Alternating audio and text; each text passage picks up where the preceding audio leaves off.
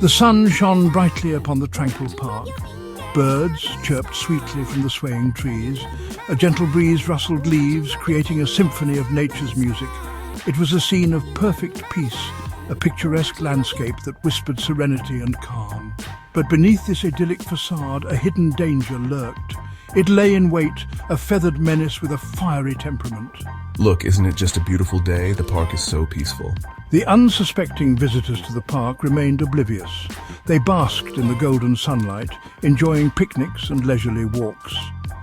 Little did they know that they shared this idyllic space with creatures capable of transforming from serene beauties to hissing, honking fiends in the blink of an eye. They were unaware of the legends, the whispered tales of terror that surrounded these seemingly peaceful denizens of the park. These creatures, so often dismissed as mere park ornaments, were Canada geese. But locals knew them by a different name, a name that hinted at their true nature, Cobra chickens. A young man, brimming with youthful confidence, strolled through the park with his friend. His name was Mark, and his laughter echoed through the air, a testament to his carefree spirit. He scoffed at the local legends, dismissing them as mere folklore. Mark was the kind of person who believed in living in the moment, never letting the shadows of old tales cloud his sunny disposition. His friend, Sarah, often found herself caught between amusement and concern at his dismissive attitude. His laughter, infectious and bright, often drew smiles from passers-by, yet beneath that cheerful exterior, there was a stubborn streak that refused to acknowledge any potential danger. Mark's carefree spirit was both his charm and his flaw. He loved the park, its open spaces, and the freedom it represented. But he also ignored the warnings that came with it. He scoffed at the local legends, dismissing them as mere folklore. To him, the stories of the Cobra chickens were nothing more than exaggerated tales meant to scare children. "Seriously, Sarah, those stories are just old wives' tales," he would say, waving off her concerns with a laugh. "Geese? Dangerous? Come on."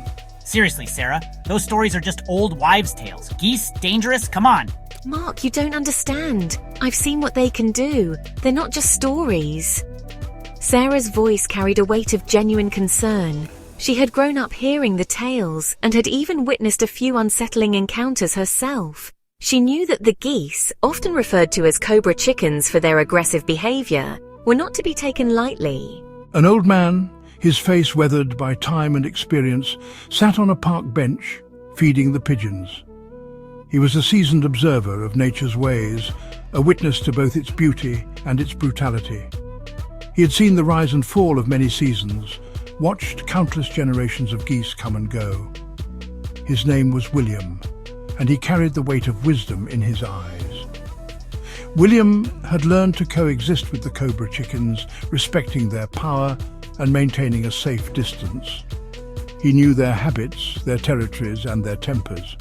The park, with its serene beauty, also held hidden dangers. William had seen it all, from the gentle flutter of butterfly wings to the fierce hiss of an angry goose. He had seen the rise and fall of many seasons, each bringing its own set of challenges and wonders. The geese, in particular, were a constant presence, their numbers swelling and dwindling with the changing seasons. William's eyes, deep and knowing, had seen the park's many stories unfold. He had learned to coexist with the Cobra chickens, respecting their power and maintaining a safe distance. Respecting their power and maintaining a safe distance. Those young folks, they think they know everything. They think they know everything. But they'll learn, just like I did. As he watched Mark and Sarah approach, he couldn't help but feel a sense of foreboding. He knew that their paths were destined to intersect with those of the geese, and he feared for their ignorance. He couldn't help but feel a sense of foreboding.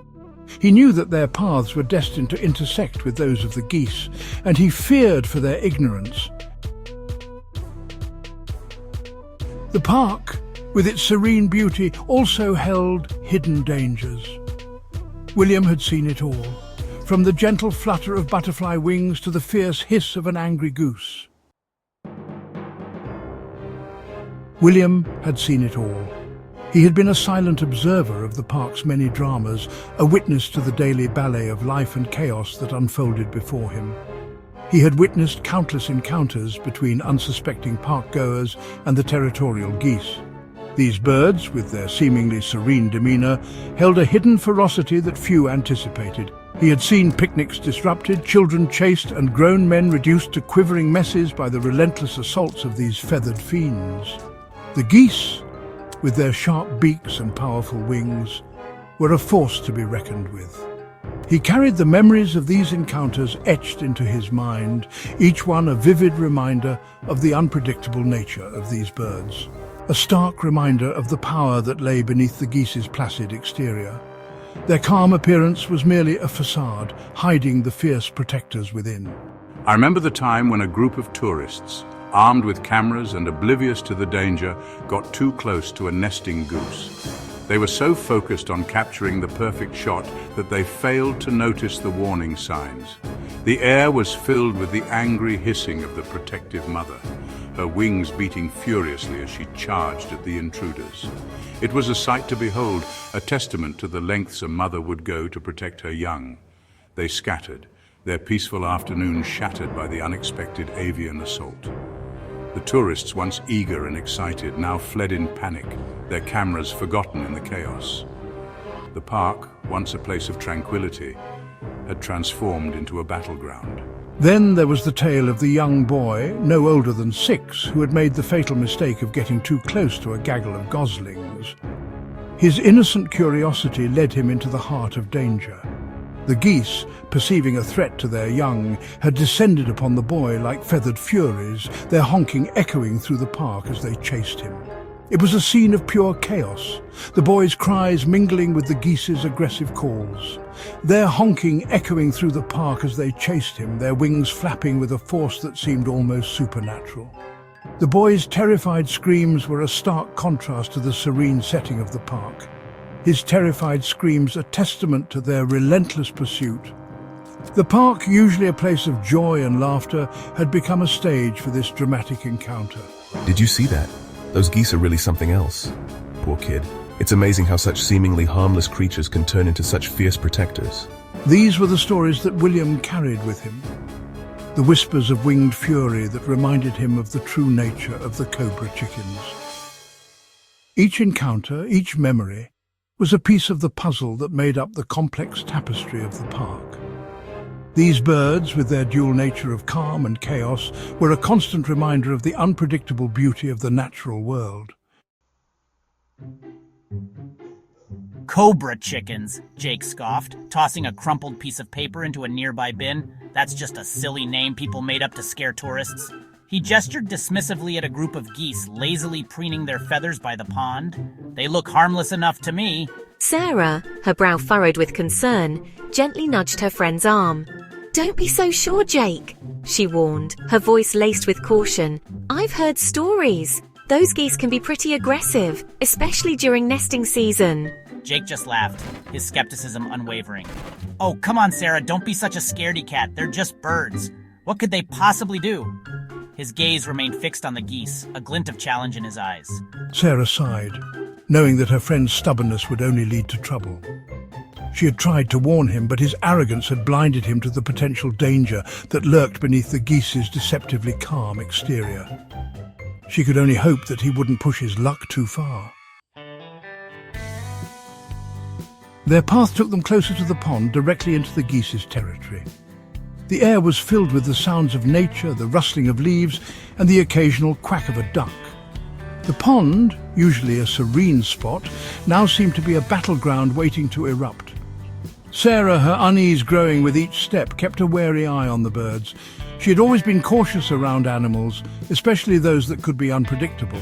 The geese, with their sharp beaks and beady eyes, were no exception. She could feel her heart rate quicken, a sense of impending doom washing over her. Jake, however, remained oblivious to her apprehension, his attention focused on teasing a nearby squirrel with a half-eaten granola bar. He chuckled as the squirrel cautiously approached, its tiny nose twitching in curiosity. Jake's carefree attitude was a stark contrast to Sarah's growing anxiety. As they drew closer, the geese, sensing an intrusion upon their domain, lifted their heads, their beady eyes fixed on the approaching pair. The air grew tense, the geese's alert posture a clear indication that they were ready to defend their territory. The once peaceful pond now felt like a minefield. A low hiss emanated from the alpha goose, a clear warning to the interlopers. The sound was menacing, a stark reminder of the geese's territorial nature. Sarah's grip tightened on Jake's arm, her fear palpable. Sarah froze, her instincts screaming at her to retreat. Every fiber of her being urged her to turn and run, but her feet felt like they were glued to the ground. She could barely breathe, her eyes wide with fear. But Jake, blinded by his arrogance, mistook the goose's warning for fear. He had always been overconfident, believing that he could handle any situation. His bravado now seemed foolish, a dangerous miscalculation. See? He whispered, his voice laced with a triumphant smirk. They're backing down already. His words were meant to reassure Sarah, but they only heightened her anxiety. She knew better than to underestimate the geese. Just a bunch of chicken. His voice trailed off, the words hanging in the air like a challenge. He never got to finish his sentence. The atmosphere shifted, the tension reaching a breaking point. The alpha goose, its patience exhausted, unleashed a deafening honk, spreading its wings wide to display the full extent of its impressive wingspan. The sound was like a battle cry echoing across the pond. It was a display designed to intimidate, a clear signal that the geese were not to be trifled with. The message was unmistakable. This was their territory, and they would defend it fiercely. Sarah and Jake were now faced with a choice: stand their ground or retreat in the face of nature's raw power.